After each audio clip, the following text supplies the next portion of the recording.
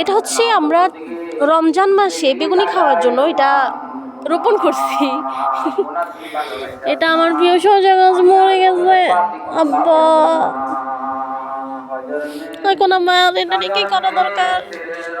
থাক, ওইটার কথা বাদ দেন। এটা কুমড়ো গাছ, এটাও শসা গাছ। শসা কাছে আসবে, এখানে ফুল দিচ্ছে। ও মাই গড, এগুলো আমি রোপণ করছি। দেখেন, মাশাআল্লাহ বলবেন সবাই। এই দেখেন, মাশাআল্লাহ মাশাআল্লাহ মাশাআল্লাহ। আমি তো দেখি নাই এটা, এই মাত্র দেখতেছি গাছে শিম হয়েছে। আমি শুধু ছোট ছোট শিমগুলাই দেখছি বা ফুলগুলাই দেখছি, দেখেন।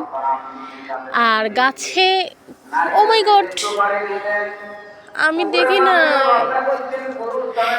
এবার মনে হয় কিছুদিন পর আমরা খাইতে পারবো।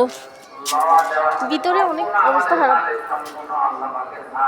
আচ্ছা, সব শেষে দেখাই। এটা হচ্ছে কদু গাছ। আর দেখাতে পারবো না, আমি চলে যাচ্ছি। Bye bye bye bye bye bye. এটা হচ্ছে আমার ছাদ বাগান। গুড।